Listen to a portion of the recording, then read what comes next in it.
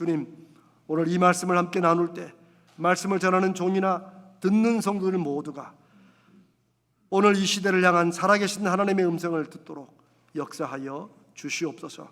예수님의 이름으로 기도드립니다. 아멘.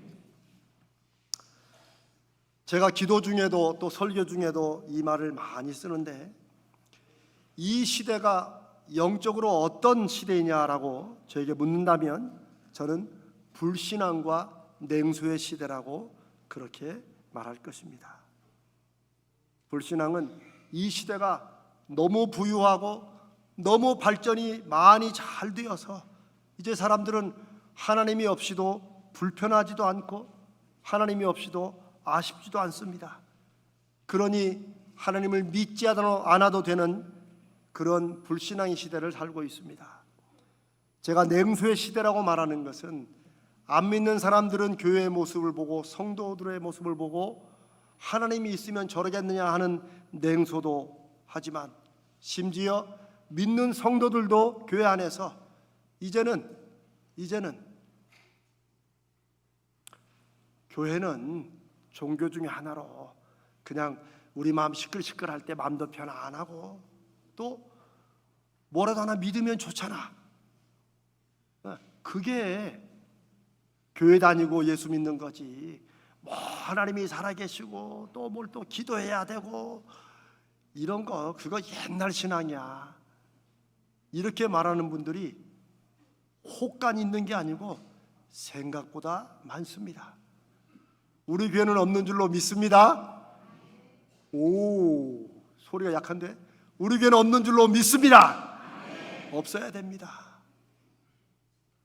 그렇게 예수 믿으면 성경에 말한 대로 가장 불쌍한 사람입니다. 아니, 있지도 않는 하나님을 왜 이 주일날 나와서 고생입니까? 차라리 이 좋은 날 꽃구경도 가시고 차라리 자녀들과 시간을 보내죠. 저는 분명히 말씀드립니다. 바울 사도도 분명히 얘기합니다. 우리가 예수 안에서 믿고 바라는 것이 이 세상으로 끝나는 것이라면 우리는 세상에서 가장 불쌍한 사람이다. 그러니 냉소주의로 믿는 분들은 오히려 안타깝습니다. 차라리 그럴 바에 안 믿는 게 편하지. 뭐 한다고 헌금도 드리고 뭐 회비 내는 것도 아닌데. 저는 이런 불신앙과 냉소의 시대에 예수 그리스도의 십자가의 죽으심과 부활을 믿고, 그러니 우리도 이 세상으로 끝나는 것이 아니라 영생이 있고 우리도 부활할 것을 믿는, 이 성경 말씀 약속한 그대로 믿는 저와 여러분은 신앙생활 제대로 하는 게 쉽지 않습니다. 쉽지 않아도 불가능한 것은 아니고, 쉽지 않아도 그때그때 주시는 하나님의 은혜와 역사가 있음을 믿습니다. 그래서 저는 오늘 이런 시대에, 이런 불신앙과 냉소의 시대에 하나님의 쓰심에 대해서, 살아계시고 역사하시는 하나님이 시대마다 하나님의 사람들을 사용하셔서 여전히 하나님은 시대와 상관없이 살아계신다고 역사해 오셨는데, 하나님은 대체 어떤 사람을 쓰시는가? 하나님은 여전히 위대하고 감동적인 일을 이루시고 계시는데, 그런 하나님의 역사에 내가 동참하고 나와 내 가정이나 자녀와 교회가 그 하나님의 역사의 일부분이 되기 위해서는 우리는 뭘 준비해야 되나, 어떻게 해야 되나 하는 말씀을 나누고자 합니다. 만약 여러분이 정말 한번 진지하게, 야, 저게 진짜면 나도 한번 그랬으면 좋겠다 하는 마음으로 진지하게 하나님께 한번 쓰임을 받기를 바라신다면 이 사실을 꼭 기억하시기 바랍니다. 이건 제가 목회 30년 동안에 제가 말씀을 통해서 확신하고 여러분께 나누는 말씀입니다. 하나님은 어떤 사람을 쓰시느냐? 누구도 하나님이 그 능력 때문에 쓸 수밖에 없는 사람은 없다는 사실을 꼭 기억하십시오. 하나님이 저런 사람을 당연히 쓰셔야지라고 우리는 생각하지만 하나님은 그렇게 사람을 쓰시지 않습니다. 이게 우리가 오해하는 거예요. 성경에 기록된 인물들의 위대함을 우리가 압니다. 아브라함도 그랬고 다윗은 이스라엘 역사에 지금도 제일 중요한 역사적 인물입니다. 이스라엘이라는 이름은 야곱이라는 사람의 하나님 주신 별명에서 나온 이름이 이스라엘 민족의 이름이 되었습니다. 이런 위대한 인물들의 삶을 보면 이들이 그렇게 위대하게 태어나고 위대해서 하나님이 그들을 쓰신 게 아닙니다. 아브라함이나 야곱이나 다윗이나 모세나 누구를 보아도 우리와 똑같이 고민하고 때로는 우리가 안 할 실수도 실패도 인생에서 저지릅니다. 그런데 하나님이 그 모습을 그대로 기록해 놓으시면서 하나님 우리에게 말씀하시는 겁니다. 아무리 하나님은 인간적으로 약하고 부족해도 그래도 믿음으로 하나님 앞에 붙들리고 매달리고 순종하면 하나님께서는 그 사람을 다듬어서라도 사용하신다는 사실입니다. 아멘. 이게 성경의 인물들을 읽을 때 우리가 확인해야 될 것입니다. 그러니 하나님께 정말 하나님이 살아계신다면 나나 내가 하는 일이나 내 사업이나 뭐라도 한번 정말 사용해 주시길 바라면 하나님이 사람을 쓰시는 조건은 능력이 아니라 순종이다는 사실을 꼭 마음속에 새기시기 바랍니다. 저는 이걸 경험으로, 제 경험으로 알고 있습니다. 하나님은 능력이 아니라 순종으로 사람을 쓰신다는 것입니다. 본문 에스더의 이 사건은 우리가 잘 아는 내용일 수 있습니다. 그런데 하나님이 어떤 위대한 일을, 즉 이 상황에서는 지금 옛날에 페르시아 왕국, 지금의 이란과 이라크의 선조들이 세운 왕국이 페르시아 왕국입니다. 그 영화 300에 보면 그 페르시아 군대하고 싸우는 게 나오죠. 근데 성경에는 바사라고, 바사 왕국이라고 기록되어 있습니다. 그런데 그때 포로로 잡혀갔던 이스라엘 백성들이 이제는 수세기가 걸쳐서 아마 최소한 50년 100년이 걸쳐서 거기에 정착을 하고 살아 있습니다. 그런데 그러는 와중에 이 유대 민족들이 완전히 한 번에 멸망을 당할 그런 위험에 처하게 됩니다.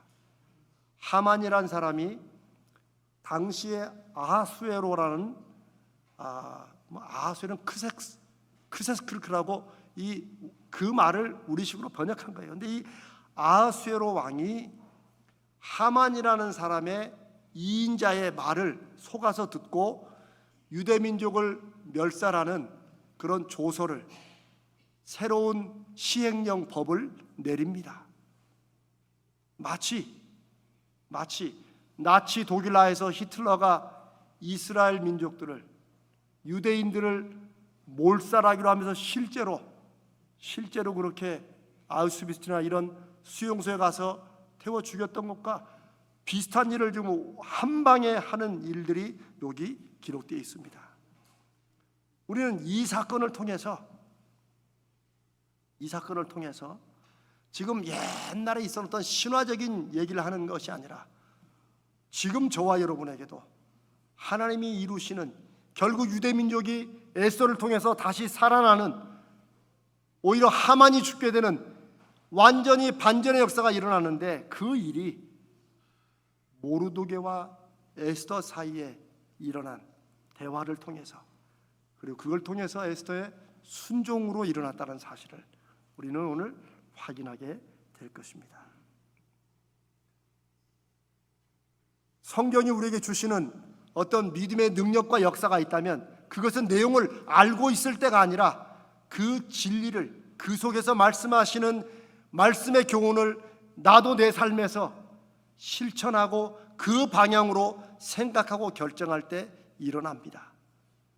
성경을 아무리 읽고 구약부터 신약까지 성경을 다 외운다 할지라도 성경의 은혜는 순종할 때 나타나는 것이지 아는 데서 나타나지 않습니다. 그런 점에서 에스더가 죽으면 죽으리다, 정말 목숨을 걸고 하는 이 말은 워낙 유명해서 저 어렸을 때도 목사님들이 이런 설교를 많이 했어요. 죽으면 죽으리라. 그래서 막 성도들에게 헌신하고 막 이런 일도 있었죠. 그러나 에스더가 죽으면 죽으리라고 결심하고 헌신한 거 희생한 것도 중요하지만, 오늘 저는 대체 에스더가 어떻게 해서 자기 목숨을 걸고 그런 결정을 내리게 되었는지 하는 그 계기와 그 중간의 마음을 한번 살펴보려고 합니다. 우리는 누군가가 대단한 성공을 했다, 신문이나 여기서 어느 기업이 뭘 해서 했다 그러면 그 결과에는 놀라고 박수치지만, 그 결과가 하늘에서 뚝 떨어진 게 아니고 그 과정들이 있는 것을 알지만 우리는 과정에는 주목하지 않습니다. 그냥 듣고 뉴스로 지나갈 때는 결과만 보고 지나갈 수 있지만, 나도 한번 저렇게 돼보고 싶다 할 때는 그 결과 나오기까지 중간 과정에 어떤 일이 있는가 하는 것을 꼭 알아야 됩니다. 그것처럼 오늘 우리는 에스더가 어떻게 해서 그런 결정을 내리게 됐는지를 살펴보고, 그걸 통해서 하나님이 어떤 사람을 쓰시는지를 우리가 말씀 가운데 한번 나눠보십시다.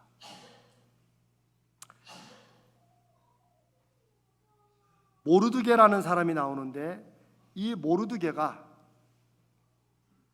에스더, 당시 에스더는 유대 포로 민족의 후손인데 아하수에로 왕의 왕비가 되어 있습니다. 그런데 이 왕비가 되는 일에 모르드게가 에스더의 사촌 오빠예요. 많은 분들은 삼촌으로 생각하는데 사촌 오빠입니다. 근데 아마 좀 나이 차이가 많았던 것 같아요. 그래서 모르드게가 자기 딸처럼 이렇게 사촌 여동생을 키웠는데, 아하수에로 왕이 첫 번째 왕비를 쫓아내고 새로운 왕비를 구할 때 모르드게가 이 에스더에게 너는 유대인이라고 말하지 말고 가서 한번 저기에 뭐 지원한다고 하는 건 그렇지만 하여튼 왕후 뽑는 거기에 지원을 하게 됩니다. 그래가지고 이 에스더가 덜컥이라고 말하긴 그렇습니다만은 하여튼 아하수에로 왕의 왕비가 된 거예요. 왕비가. 그리고 이제 시간이 좀 흘렀어요. 그런데 지금 이런 일이 일어난 거예요. 유대인을 시기했던 하만이라는 이 정치가에 의해서 유대인이 몰살당할 새로운 법이 만들어지고 이제 날짜가 정해지고 그 날짜가 다가오고 있어요. 이 모르드게가 급하게 에스더에게 8절에 연락을 합니다. 지금 이런 일들, 하만이 어떤 일을 꾸미고 있고 그리고 왕에게 뇌물을 얼마나 썼는지 이런 것을 소상히 다 전해서 빨리 우리를 도우라고 연락을 합니다. 그런데 11절에 보면 에스더가 아무리 왕비지만은 그냥 왕에 쓱 나가가지고 지금 자기 민족이, 자기가 실은 유대인이었다고, 그런데 자기 민족이 다 죽게 되었다고 말을 이렇게 해서 그 문제를 풀 수 있는 그런 상황이 아닙니다. 11절에 보니까 왕의 부름이 없이 누구라도 나가면, 왕의 뜰 앞에 나가면 그러면 즉각적으로 죽습니다. 근데 이 일은 단지 이 고대 페르시아 왕국만이 아니라 우리 옛날에 뭐 신라나 이럴 때도 있었다고 그래요. 왜? 왕들이 하도 암살을 많이 당하니까, 특히 중국에는 더 많았어요. 암살을 많이 당하니까 왕이 부르지도 않았는데 여기 나온 사람들은 그 옆에 있던 시위대와 경비원들이 다 죽이는 거예요. 에스더가 그 얘기를 하고 있는 거예요. 더군다나 자기가 왕비지만 지금 한 달 넘도록 왕이 자기를 부르지 않았다는 거예요. 그러니 이런 상황에 나갈 수가 없다는 거죠. 여러분, 모르드게가 생각하는 지금 상황과 에스더가 생각하는 상황이 둘 다 어쩔 수 없습니다. 둘 다 급합니다. 모르드게는 이대로 가면 유대인들은 다 죽게 돼 있고, 에스더는 자기가 왕비니까 어떻게 해서 뭐라도 할 수 있는 위치에는 있지만 이 나라 법이 왕이 안 불렀는데 나갔어요. 근데 그때 왕이 마침 보고, 옛날에는 홀이라고 했는데 지금 규라고 돼 있네요. 이 왕이 쓰는 그 지팡이를 이렇게 내밀면 이 죽이지 말라는 거예요. 내 앞으로 오라는 거예요. 그 사인을 안 주면 그냥 죽는 건데, 이거 에스더가 어떻게 부르지 않는데 그냥 나가냐? 내가 왕비지만 나가봤자 왕이 안 불러주면 속된 말로 그냥 개죽음이다. 그러니 오히려 지금보다도 제 상상에 조금 더 기다리면 왕이 한 달 넘었는데 그래도 한 번쯤은 안 불러주겠냐, 그러면 그때 가는 게 어떠냐라고 제법 합리적이고 이성적인 상황에 맞는 그런 대답을 합니다. 지금 이 두 상황에 있는 거예요. 한쪽은 날짜가 정해져서 다 죽을 수밖에 없고, 한쪽은 지금 나가야 아무런 유익도 없으니 조금만 더 기다려보자라고 하는 상황이에요. 그런데 이런 상황 속에서 우리도 그런 상황을 겪을 수 있죠. 상황 속에서 대체 어떻게 하나님의 뜻과 하나님이 인도하시는 역사에 참여하는가가 기록되어 있습니다. 모르드게가 13절 14절에 이렇게 에스더에게 다시 얘기를 합니다. 제가 그냥 좀 쉬운 말로 풀어보겠습니다. 네가 왕비가 되어서 여러 상황을 핑계로 거절한다고 해도 하나님은 네가 아닌 다른 누구를 통해서라도 이스라엘을 구원할 것이다. 하지만 하나님께서 너를 이 나라의 왕비로 세운 것이 바로 이 때를 위해서 세운 것이라고 하지 않을 이유가 있느냐. 그 얘기가 13절 14절입니다. 그리고 에스더가 이 얘기를 듣고 생각했겠죠. 고민했겠죠. 기도했겠죠.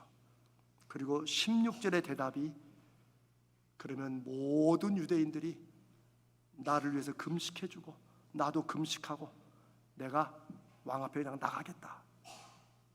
왕이 자기에게 귤을 내밀어서 받아주면 그러면 뭔가 기회가 있는 거고, 아니면 죽는 거죠. 그런 상황을 말하면서 죽으면 죽으리다, 안 될 확률도 훨씬 많지만 죽으면 죽는 거고 그 자리에 나가겠다고 말하는 것입니다. 사랑하는 여러분, 유대민족의 목숨이 걸린 정말 중차대한 문제와 왕비지만은 왕을 만나는 일조차도 목숨을 걸어야 하는 이런 참 기막힌 왕비의 입장, 힘 있는 것 같지만 힘이 없는 왕비의 입장, 이런 상황 속에서 어떻게 뭘 할 수 있겠습니까?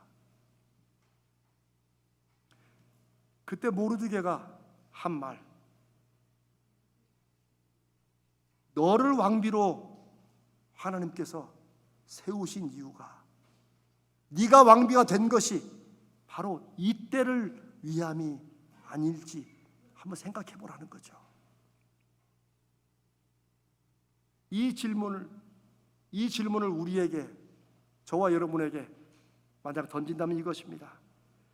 내가 지금 살고 있는 이 인생이, 내가 하고 있는 이 일이 혹시 지금 이때를 위해서 하나님이 준비하신 건 아닌가 하고 묻는 것입니다. 하나님은 어느 상황에서나 말씀하시고 어떤 환경에서나 하나님의 역사하심을 기대하고 구하고 순종하는 자들을 통해서 역사하십니다.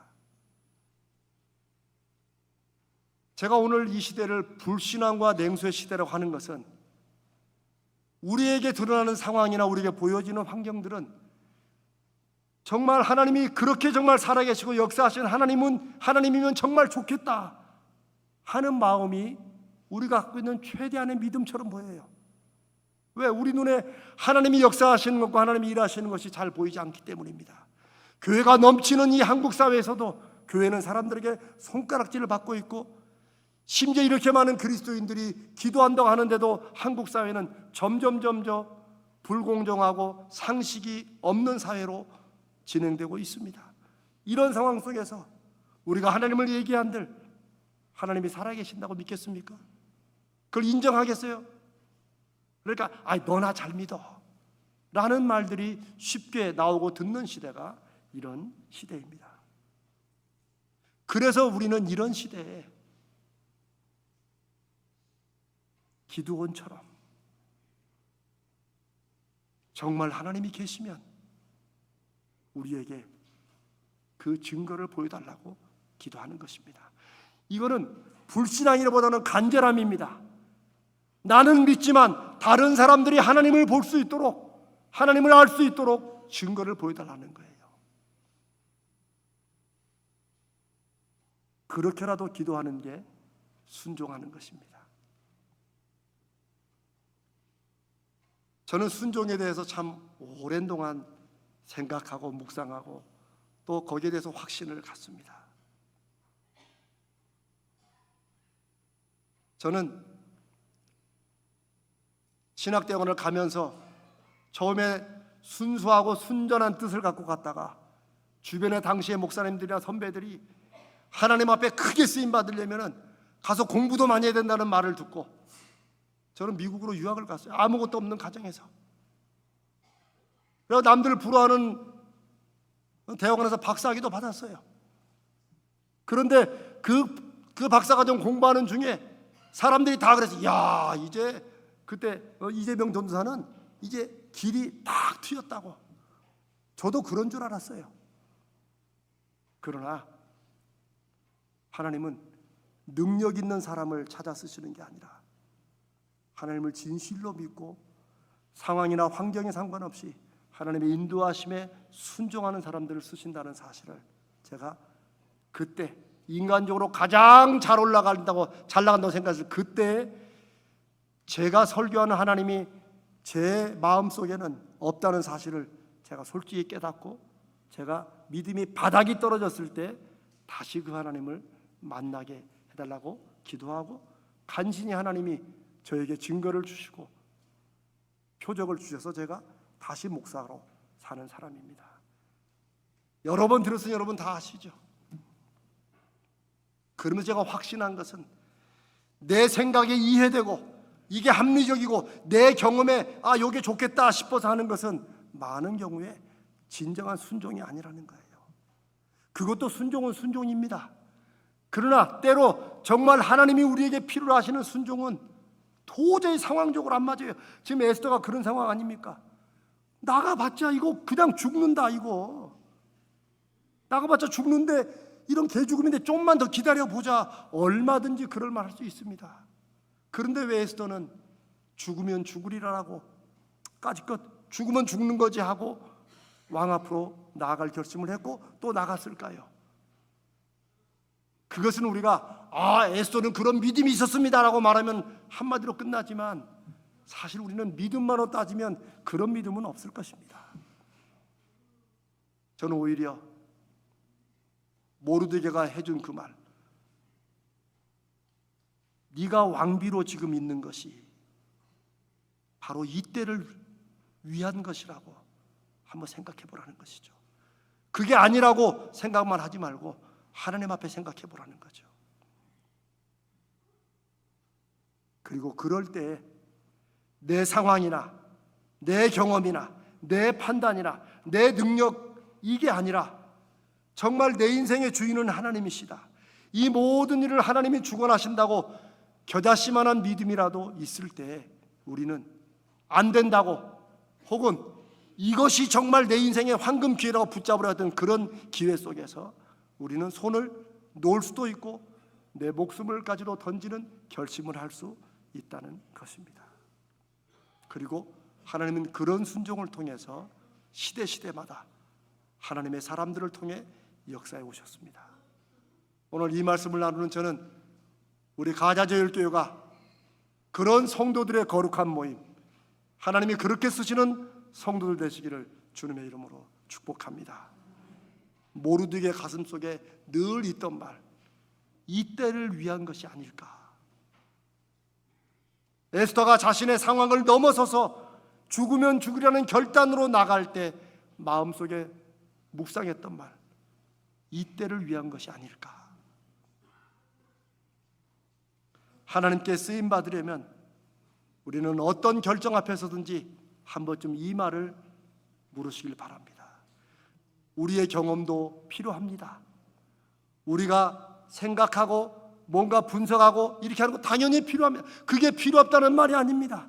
그러나 어느 순간에는 내 경험을 믿을 것이냐 아니면 내 경험이 아니라 정말 하나님께서 이때를 위해서 나를 쓰시는 게 아닐까, 이때 하나님이 이렇게 하시라고 하는 게 아닐까 하는 마음이 우리 마음속에 들 때 하나님 앞에 이때를 하나님이 위해서 저를 지금 부르시는 게 아닙니까? 라고 한 번쯤은 인생에 물을 수 있는 그런 인생, 그런 믿음의 삶이 되시기를 축복합니다.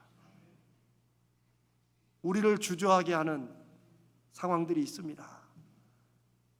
우리 마음속을 지금 예배드리는 순간에도 계속해서 마음을 짓누르는 염려와 걱정거리들 다 있습니다. 이렇게 했다가는 눈에 보이는 손해와 희생이 보이는 일이 있습니다. 그러나 또 솔직히 무슨 희생 이런 거 아니고 귀찮아서도 안 하는 일 많죠. 하나님의 말씀이라고 뜻이라고 해도 귀찮아서. 이런 모든 것들을 넘어서서 나를 지금 이 자리에 있게 하신 분이, 나를 지금의 나로 살게 하신 분이, 우리가 오늘 부른 찬송처럼 내 삶에 당연한 건 하나도 없다라고 하는 그 찬송 고백이 그냥 찬송이 아니라 정말 내 삶에 당연하게 이거는 내가 애쓰고 노력했으니까가 아니라 나도 애쓰고 노력했지만 하나님의 은혜와 역사하심이 나를 지금 그래도 이곳에 이 일에 이런 가족과 함께 이런 일을 하도록 하셨다라는 그 마음이 있을 때 하나님 앞에 그렇게 인도하신 하나님이 이 때를 위해서, 이 일을 위해서 나를 부르시는 건 아닌지 여러분 물으시는 그런 은혜의 시간들, 그런 성령 충만한 시간들이 여러분들에게 있으시기를 축복합니다. 우리가 제자훈련을 하면서 나누고 싶은 믿음이 그런 믿음입니다. 사랑하는 여러분, 제가 며칠 전에 어느 집사님 부부를 신방했습니다. 사업장을 신방했는데 우리가 몇 년째 함께 기도하면서 그 사업장에 하나님의 은혜를 주시고 역사해 주시라고 정말 간절히 기도하고 또 그런 하나님의 역사를 구했습니다. 그런데 작년 말 초부터 뭔가 기대한 것과 자꾸 다른 결과가 나타나면 코로나 터지지, 우크라이나 전쟁 터지지. 그러니 여러분 크고 작은 사업하는 분들 많이 힘드실 것입니다. 그래서 제가 이제 4월 말까지만 그 사업을 하고 문을 닫는다는 말을 듣고 제가 기도하다가 한 번은 찾아가서 말씀을 나눠야겠다 하는 중에 제가 이제 눌리는 마음으로 제 아내와 함께 가서 만났습니다. 그런데 놀라운 것은 이 집사님 부부는 우리가 예상하고 기도하고 바랬던 그 결과가 아닌 쪽으로 일이 진행됐는데도 불구하고 그것이 하나님께서 새롭게 열어주시는 기회로 받아들이고 있다는 거예요. 저는 그 얘기만 듣고 이게 안 되니까 저쪽으로라도 가는구나 하는 마음에 제가 마음이 참 많이 아팠었어요. 눌렸었어요. 그런데 말씀을 나눠보니 오히려 그것이 더 좋은 길로 인도하시는 하나님의 섭리라고 믿고 그 길을 기분 좋게 감사하게 가는 걸 보고 오히려 제가 더 감사했습니다. 사랑하는 여러분, 이 불신앙과 냉소의 시대를 그래도 살아계신 하나님을 믿는 믿음으로 살아가는 성도들에게는 어떤 결정을 내리는가도 중요하지만 그 결정을 내리는 내 중심에 주님의 뜻이, 하나님의 인도하심이 있다는 것을 내가 그래도 믿고 막 대단하게 믿지 못할지라도 그런 하나님을 내가 기대하고 그 결정을 내리는 것이 더 믿음의 결정이라고 믿습니다. 우리는 기도하면서도 잘못된 결정 내릴 수 있습니다. 우리는 믿음으로 살면서도 실수하고 실패할 수 있습니다. 성경의 인물들이 실수 실패 한 번도 안 해서 위대한 인물들이 된 것이 아닙니다. 실패하고 실수하고 유혹에 빠지고 그럴지라도 중심은 다시 하나님께로 잡고 다시 세워가는 그것이 믿음이지, 한 번도 안 넘어지는 것, 한 번도 실수하지 않는 것, 그것만이 믿음이 아니라는 것입니다. 그러니 사랑하는 여러분, 제가 한 번 더 말씀드립니다. 살아계시고 역사하시는 하나님을 우리 가자줄교는 누구보다도 무엇보다도 많이 강조하고 그걸 믿는데 정말 그 하나님의 쓰임을 받기를 원하시면 이제부터라도 큰 일은 못할지라도 작은 일부터라도 하나님 앞에 모르드게가 던졌던 질문, 에스더가 마음에 품고 고민했던 질문, 이 때를 위한 것이 아닌지, 내 나이, 내 경력, 내 시간, 내가 가지고 있는 모든 것들이나 이 모든 것들이 만족스럽든 만족스럽지 못하든 그래도 하나님이 이 때를 위해서 나를 쓰신 것은 아닌지 진지하게 묻고 그 하나님의 역사하심을 기대하는 믿음으로 결정을 내리시기를 주님의 이름으로 축복합니다. 하나님은 이런 순종의 사람들을 통해서 하나님이 다듬어서라도 하나님이 중심만 잃지 않고 하나님 바라보는 사람들을 통해서도 끝내는 최후 승리를 주시는 분이심을 믿습니다. 여호와 삼마는 그냥 우리 교회가 붙이는 표어가 아닙니다. 하나님이 그곳에 계신다라는 말의 뜻인 여호와 삼마는 우리 교회 본당 앞에도 붙어 있어요.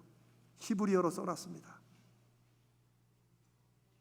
저와 여러분의 삶 속에 우리 교회를 통해서 사람들의 입을 통해서 거기는 하나님이 계시는 곳이다. 그 가정은 하나님이 계시는 가정이야. 그 사람은 하나님임을 믿는 사람이야 라는 증거가 나타날 때 우리는 하나님이 나를, 내 가정을, 우리 교회를 여호와 삼마로 쓰셨다고 우리는 인정할 수 있을 것입니다. 오늘 우리 사랑은 사랑구의 부원 한 사람 한 사람들도 여호와 삼마의 거룩한 도구로 쓰임받으리라 믿고 축복합니다. 오늘 이 말씀을 함께 나눈 저와 여러분 모두가 이 때를 위한 것은 아닌지, 하나님이 지금 나를 이렇게 쓰시려고 하는 것은 아닌지 이렇게 진지하게 믿음으로 물어보는 여러분들, 그리고 그런 결정들에 하나님의 역사하심이 있으시기를 주님의 이름으로 축복합니다.